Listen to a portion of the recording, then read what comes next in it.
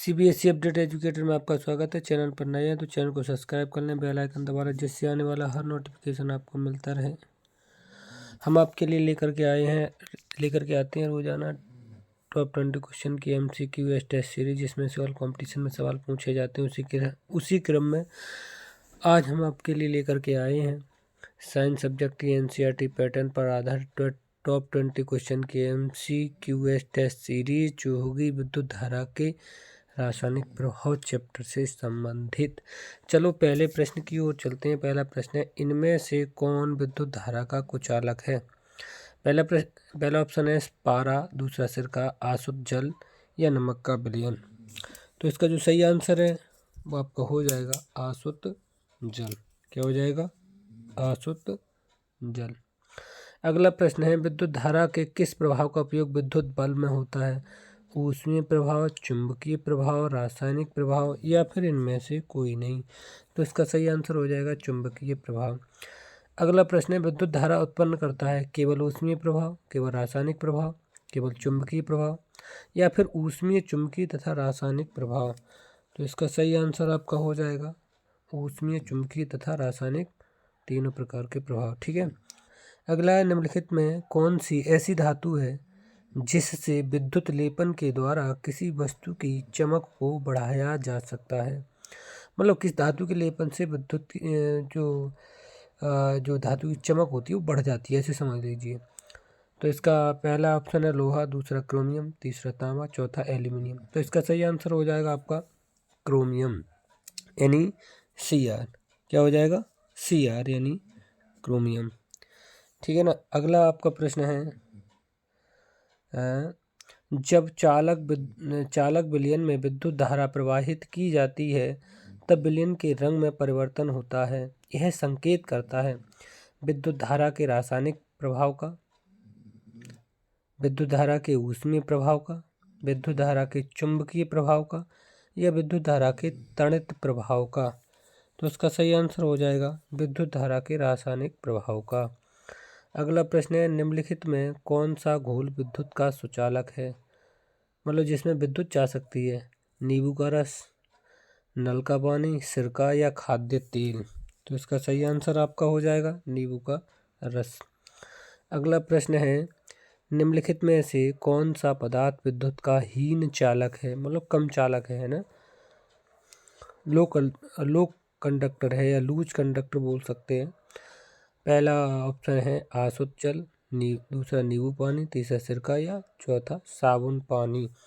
तो इसका जो सही आंसर हो जाएगा वो हो जाएगा साबुन पानी। ठीक है ना। अगला, निम्नांकित में कौन विद्युत का कुचालक है? तांबा, लोहा, एल्यूमिनियम या रबड़। तो या तो समझ गए होंगे रबड़ होगा। अगला प्रश्न है, खाद्य पदार्थों को संरक्षित करने के लिए लोहे के डिब्बे पर किस धातु का विद्युत लेपन किया जाता है? टीन का, जिंक का, एल्यूमिनियम का या लोहा का। तो इसका सही आंसर हो जाएगा टीन। किसका? टीन। अगला प्रश्न है, साइकिल के हैंडल तथा पहियों के रिम को चमकदार बनाने के लिए किस धातु का विद्युत लेपन किया जाता है? आप समझ गए होंगे, ये प्रश्न घुमा करके पहले भी पूछा जा चुका है। क्रोमियम, लोहा, एल्यूमिनियम या फिर टीन। ठीक है ना। तो क्या हो जाएगा? क्रोमियम। अगला प्रश्न है, लोहे के पुलों को जंग से बचाने के लिए किस धातु का विद्युत लेपन किया जाता है? तांबा, जिंक, एल्यूमिनियम या फिर टीन। तो इसके लिए भाई जिंक का यूज किया जाता है। ठीक है। अगला प्रश्न है, विद्युत मिस्त्री हाथ में रबड़ के दस्ताने पहनकर काम करता है क्योंकि सामान पकड़ने में सहायता होती है, हाथ में जलन नहीं होती है। अगला, हाथ में बिजली का झटका नहीं लगता है, हाथ में घर्षण नहीं होता है। तो इसका सही आंसर हो जाएगा हाथ में बिजली का झटका नहीं लगता है। अगला है, इनमें कौन विद्युत धारा का सुचालक है? लकड़ी, रबर, कागज या फिर पीतल। तो इसका सही आंसर हो जाएगा पीतल। अगला प्रश्न है, क्रोमियम किसका प्रतिरोध करता है? खरोंचों का, चांदी का, सोने का, तांबे का। तो इसका सही आंसर हो जाएगा खरोंचों का। ठीक है। अगला प्रश्न है, जब कॉपर सल्फेट विलयन में विद्युत धारा प्रवाहित की जाती है तो यह किस में वियोजित हो जाती है? कॉपर सल्फेट या उपरोक्त सभी। तो ये क्या हो जाएगा इसका आंसर? उपरोक्त सभी। अगला प्रश्न है, इलेक्ट्रोडों पर किसके बुलबुले बन जाते हैं? ठोस, द्रव, गैस या इनमें से कोई नहीं। ठीक है ना, तो इसका सही आंसर हो जाएगा गैस। अगला प्रश्न है, एलईडी जोड़ते समय एक तार दूसरे की अपेक्षा कैसा होता है? चौड़ा होता है, छोटा होता है, लंबा होता है या फिर मोटा होता है? तो इसका सही आंसर हो जाएगा कैसा होता है? लंबा होता है।